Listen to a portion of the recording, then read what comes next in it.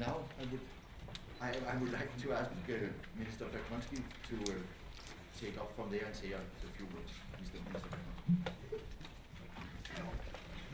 Dear guests, Your Excellency, I want to start by wishing you every success during your mandate and by expressing my confidence that your experience and pragmatism will be an important asset for the European Union in the next 6 months. I had referred on similar occasions to the fact that the European leadership, including the rotating presidency, has to keep on top of the agenda the need for solutions to the crisis faced by the European Union. We begin the new year driven by hope and cautious optimism.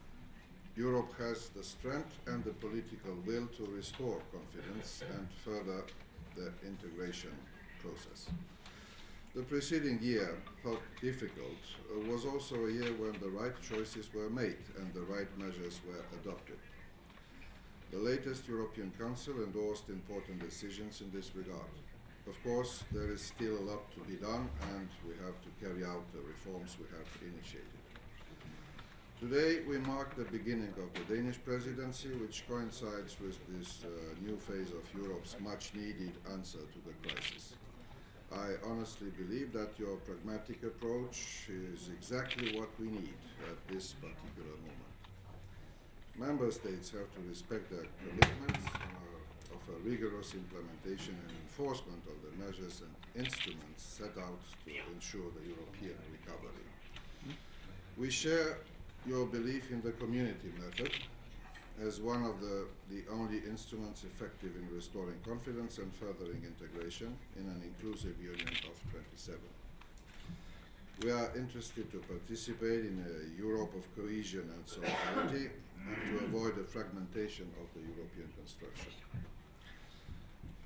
An intense agenda of priorities lies ahead of us under the Danish presidency, starting the new European semester under the new rules, moving as far as possible in the negotiations on the future multi-annual financial framework, the overall budget consolidation in the EU and its member states, the Single Market Act, the ambitious targets for energy efficiency, and many others. We very much appreciate how the Danish presidency structured its approach to the management of these issues by focusing on 4 key principles: a responsible Europe, a dynamic Europe, a green Europe, and a safe one.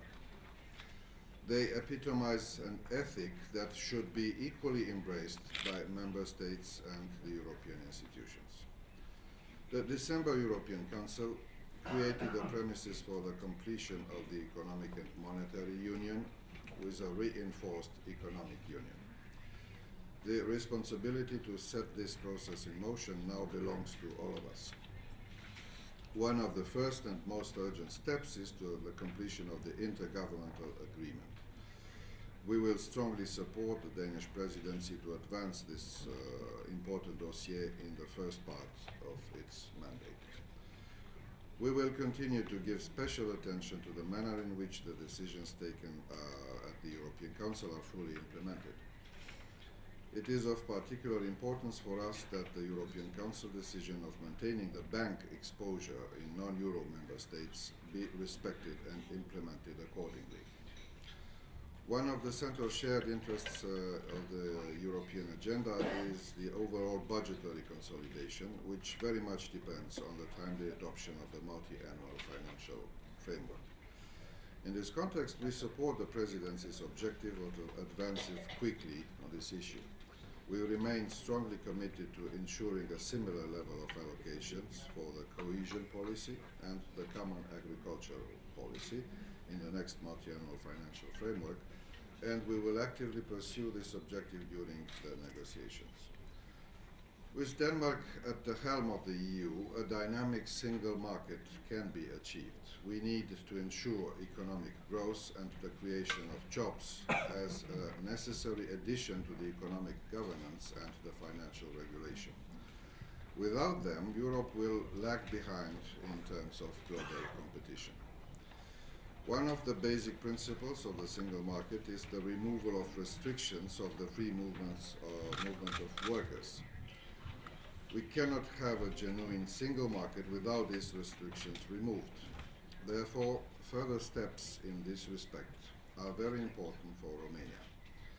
We welcome the recent positive decision taken in this respect by Italy. We will continue to promote this objective in relation with the member states which are still maintaining some restrictions.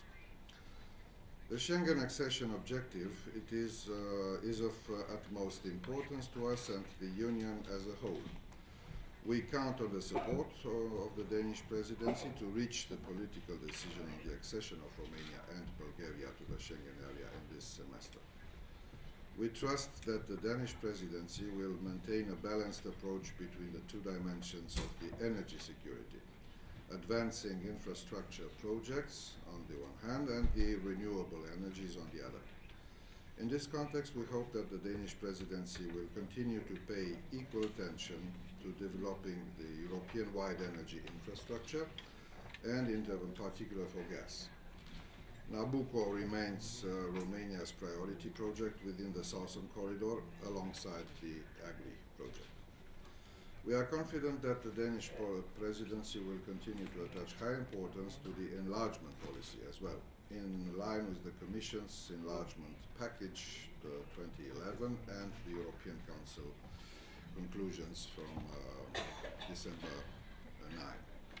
Enlargement is a viable policy and an incentive for ambitious and durable reforms which should not be undermined by Europe's internal crisis or by external events. We also have to keep an ambitious approach with regard to the eastern neighborhood.